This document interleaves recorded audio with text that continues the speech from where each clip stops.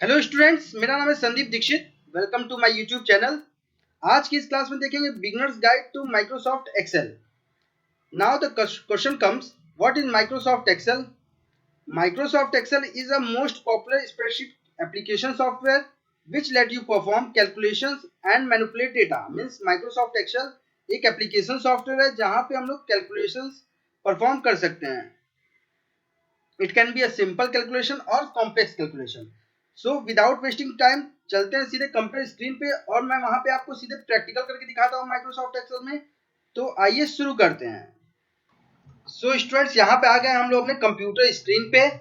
हमारे पास यहाँ पे दो ऑप्शंस हैं अपने माइक्रोसॉफ्ट एक्सेल को ओपन करने के लिए। पहला ऑप्शन यहाँ पे ये है कि हम लोग विंडो पे क्लिक करें और फिर यहाँ पे लिखे MS एक्सेल। देखिए टॉप पे हमको जो भी एप्लीकेशन होगा वो यहाँ पे दिखाई देगा, उस पर क्लिक करके हम लोग डायरेक्टली माइक्रोसॉफ्ट एक्सेल ओपन कर सकते हैं। यहाँ पे मैं वर्जन यूज कर रहा हूँ 2007। ठीक है। दूसरा ऑप्शन हमारे पास ये है कि हम लोग एक शॉर्टकट की का यूज करें, दैट इज Window+R। यहाँ पे हमारा रन कमांड ओपन होगा, उसके बाद हम लोग यहाँ पे सिंपली लिखेंगे एक्सेल और फिर उसके बाद एंटर प्रेस कर देंगे। जब एंटर प्रेस करेंगे तो हमारा यहाँ पे माइक्रोसॉफ्ट एक्सेल ओपन हो जाएगा। तो यहाँ पे ये हमारा माइक्रोसॉफ्ट एक्सेल ओपन हो गया है। अब यहाँ पे जो ये जो लेआउट आपके सामने ओपन हुआ है इसको हम लोग बोलते हैं वर्कबुक। ठीक है। तो हम लोग सबसे टॉप से शुरू करते हैं। सबसे पहले हमारे पास यहाँ पे लिखा हुआ है book 1। It is called a title bar. फिर यहाँ पे हमारे कुछ टूल्स दिखा दे रहे हैं, इनको हम लोग बोलते हैं quick action access tool bar. उसके बाद यहाँ पे हमको टैब्स, सेकंड रो में आ जाइए तो यहाँ पे हमारे पास टैब है, जैसे होम टैब हो गए, insert tab, page layout tab, formula tab, data tab, review tab and view tab. जिस भी पर्टिकुलर टैब पे हम लोग क्लिक करते हैं तो हमको यहाँ पे नीचे ओपन होते हैं, इनको हम लोग बोलते हैं रिबन। ठीक है। मीन्स फार्मूला टैब पे क्लिक किए तो ये हमारे रिबन ओपन हो गए। पेज लेआउट टैब पे क्लिक किए तो ये हमारे नीचे रिबन ओपन हो गए। तो ये जो हमारे रिबन्स होते हैं वो पर्टिकुलरली डिवाइडेड होते हैं ग्रुप्स में। जैसे कि यहाँ पे पेज लेआउट पे मैंने क्लिक किया तो यहाँ पे देखिए थीम्स क्या है, यहाँ हमारा एक ग्रुप है। पेज सेटअप यहाँ पे एक ग्रुप है। स्केल टू फिट यहाँ पे एक ग्रुप है। शीट ऑप्शन यहाँ पे एक ग्रुप है और अरेंज यहाँ पे एक ग्रुप है। अब हर एक ग्रुप के अंदर हमारे पास मल्टीपल ऑप्शंस होते हैं, लेकिन किसी किसी ग्रुप में हमारे वो ऑप्शंस फिट नहीं हो पाते, जिसकी वजह से यहाँ पे कॉर्नर में आप देखिए तो एक हमको मिलता है लॉन्च बटन, जिसपे क्लिक करने के बाद हम लोग उस पर्टिकुलर ग्रुप के मोर ऑप्शंस को देख सकते हैं। ठीक है। तो यहाँ पे देखिए थीम्स में ये सारे ऑप्शंस हमारे फिट हो गए हैं इस ज्योग्राफिकल एरिया में। तो यहाँ पे हमको यहाँ पे लॉन्च बटन ऑप्शन नहीं मिला। पेज सेटअप में यहाँ पे हमको लॉन्च बटन मिल रहा है क्योंकि यहाँ पे हमारे सारे ऑप्शंस फिट नहीं हुए हैं। तो हम लोग जब यहाँ पर्टिकुलर क्लिक करेंगे तो हम लोग के अदर ऑप्शंस भी ओपन हो जाएंगे, जिससे कि हम लोग अपनी फॉर्मेटिंग एक्सेल में कर सकते हैं। ठीक है। अब इसके नीचे आते हैं तो हमको यहाँ पे दिख रहा है नेम बॉक्स। मीन्स बेसिकली जब भी हम लोग किसी सेल पे क्लिक करेंगे तो वो नेम हमको वहाँ पे इंडिकेट करेगा। नेक्स्ट हम लोग यहाँ पे देखते हैं तो इसको हम लोग बोलते हैं फार्मूला बार। ये हमारा माइक्रोसॉफ्ट एक्सेल का ही फीचर है और हमारे माइक्रोसॉफ्ट के किसी अदर एप्लीकेशन में ये ऑप्शन मीन्स फार्मूला बार का ऑप्शन हमको नहीं दिखाई देगा। उसके नीचे आते हैं तो हमको यहाँ पे ये दिख रहा है, इसको हम लोग बोलते हैं स्प्रेडशीट बोलते हैं। ठीक है। इसको हम लोग क्या बोलते हैं? स्प्रेडशीट। अब ये जो स्प्रेडशीट होता है वो बेसिकली इंटरेक्शंस होते हैं रो एंड कॉलम्स के, जहां पे कि हमारे जो कॉलम्स होते हैं वो हमारे होते हैं वर्टिकल अरेंजमेंट। यहाँ पे ये देखिए ये हमारे क्या है, कॉलम्स हैं। और फिर यहाँ पे ये जो हमारे हैं ये इसको हम बोलते हैं रो बोलते हैं।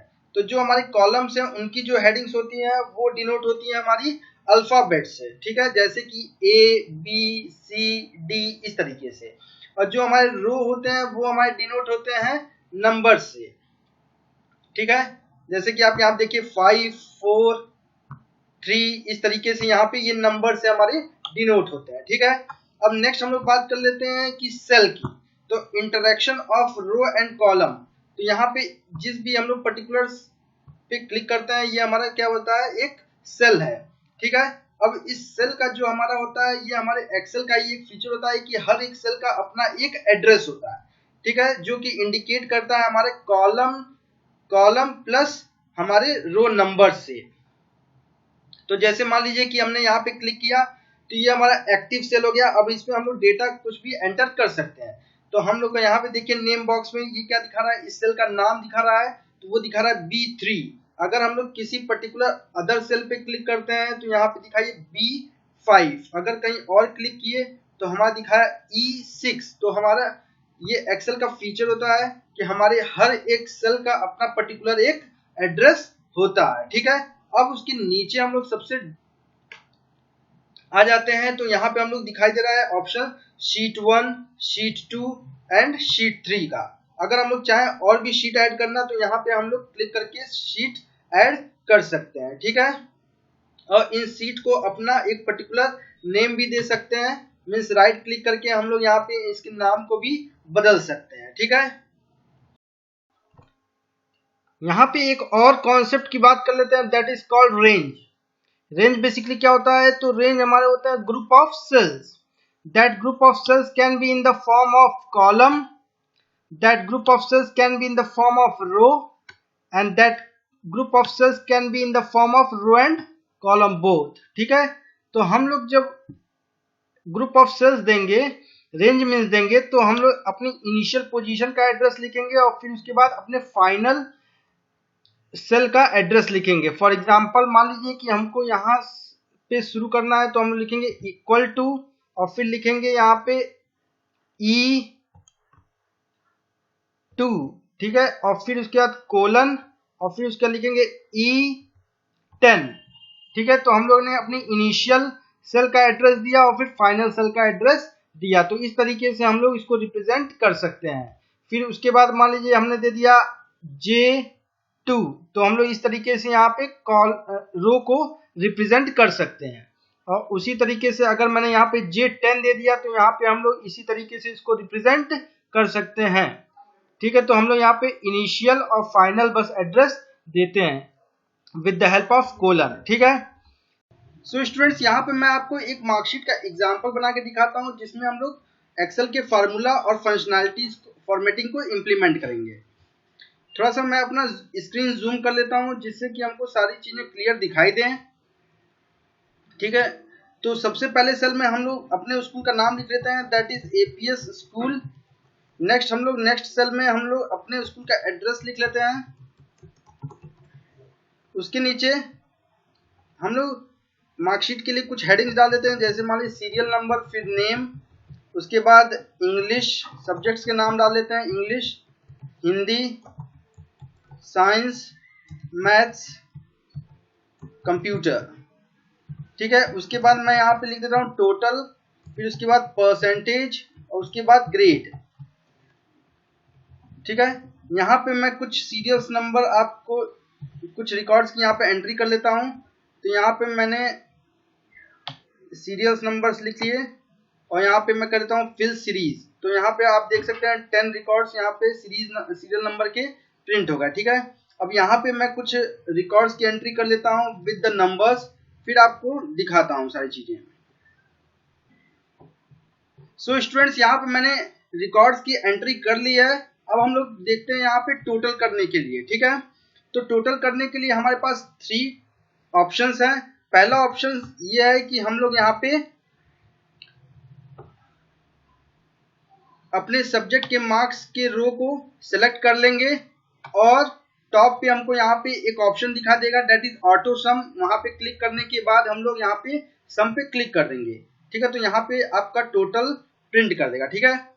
पहला तरीका तो ये हो गया। दूसरा तरीका ये हो गया कि हम लोग यहाँ पे इक्वल टू लिखेंगे और फिर उसके बाद यहाँ पे सेल का एड्रेस लिखेंगे C6, फिर उसके बाद प्लस, फिर उसके बाद दूसरे सेल का एड्रेस लिखेंगे D6, फिर उसके बाद प्लस, फिर अपने तीसरे सेल का एड्रेस लिखेंगे दैट इज E6, फिर उसके बाद प्लस, फिर अपने चौथे सेल का एड्रेस लिखेंगे दैट इज F6, फिर उसके बाद प्लस, उसके बाद अपने लास्ट सेल का एड्रेस लिखेंगे और फिर यहाँ पे हम लोग एंटर प्रेस कर देंगे। तो यहाँ इस तरीके से हम लोग टोटल निकाल सकते हैं, ठीक है।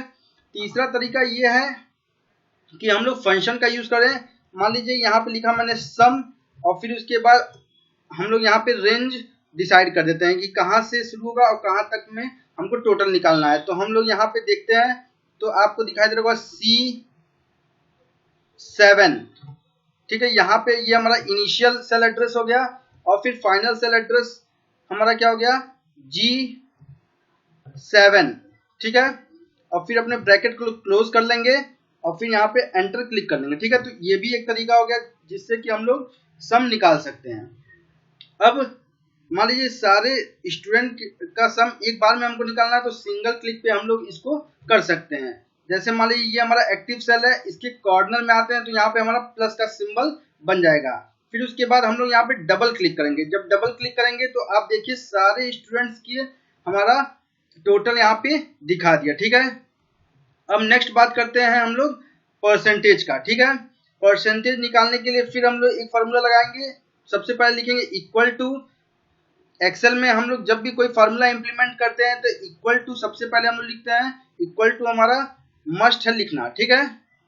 तो इक्वल टू मैंने लिखा, फिर उसके बाद अपने सेल का एड्रेस लिखेंगे जिसका हमको परसेंटेज निकालना है, तो वो हमारा टोटल नंबर है। तो टोटल नंबर का हमारा जो सेल का एड्रेस है वो है H5, फिर डिवाइडेड बाई हम लोग का मैक्सिमम मार्क्स जो है वो 500 का है और इंटू 100, ये हमारा परसेंटेज का फॉर्मूला हो गया। तो यहाँ पे एंटर करते हैं तो ये देखिए 47.2। फिर हम लोग यहाँ पे क्या करते हैं, या तो हम लोग इसको ऐसे करके ड्रैग कर लें तब भी हमारा सारा परसेंटेज सारे स्टूडेंट्स का आ जाएगा, ठीक है। तो देखिए यहाँ पे सारे स्टूडेंट का परसेंटेज एक सिंगल क्लिक पे फिर आ गया। नेक्स्ट हम लोग बात करते हैं ग्रेड निकालने के लिए, ठीक है। तो यहाँ पे हम लोग एक फंक्शन का यूज करेंगे दैट इज इफ, और उसके साथ में हम लोग ऑपरेटर का यूज करेंगे। वो ऑपरेटर हमारा साइन होगा greater than, less than, greater than, equal to, less than, equal to. Means यहाँ पे देखिए less than, greater than, equal to and then less than, equal to. इस तरीके से हम लोग इस ऑपरेटर का यूज करके हम लोग यहाँ पे ग्रेड निकालेंगे, ठीक है। तो सबसे पहले हम लोग क्या लिखेंगे, यहाँ पे लिखेंगे इक्वल टू, फिर इफ फंक्शन का यूज करेंगे, हम लोग यहाँ पे ब्रैकेट ओपन करेंगे, फिर अपने परसेंटेज के ऊपर ग्रेड निकालेंगे, ठीक है। तो यहाँ पे हमारा जो सेल का एड्रेस है वो क्या है I5, ठीक है। उसके बाद यहाँ पे हम लोग चेक करेंगे कि अगर हमारा percentage greater than equal to 80 है, ठीक है, तो हमारा जो ग्रेड है वो कितना हो जाए A+, ठीक है। अब 80% से ऊपर मीन्स इंक्लूडिंग 80, इससे ऊपर किसी का भी परसेंटेज हाई होगा तो उनको A+ ग्रेड में रखा जाएगा। यहाँ पे A+ आप देख रहे हैं कि मैंने डबल कोट्स में लिखा हुआ है। इसका मतलब ये कि कोई भी कांस्टेंट वैल्यू जो हम लोग प्रोग्रामिंग में करते हैं तो उनको हम लोग डबल कोट्स में लिखते हैं। नेक्स्ट फिर हम लोग लिखेंगे इफ हमारा percentage means I5 greater then 70 है तो ग्रेड A। फिर नेक्स्ट इसी तरीके से हम लोग फार्मूला पे लिखते जाएंगे। तो जब भी हम लोग मल्टीपल इफ का यूज करते हैं तो हम लोग उसको बोलते हैं नेस्टेड इफ, ठीक है। फिर यहाँ आप लिखेंगे I5 greater than 60 then B grade. इसी तरीके से थर्ड लिखेंगे if I5 greater than 50 then C grade. उसके बाद next if I5 greater than 40 then D grade. If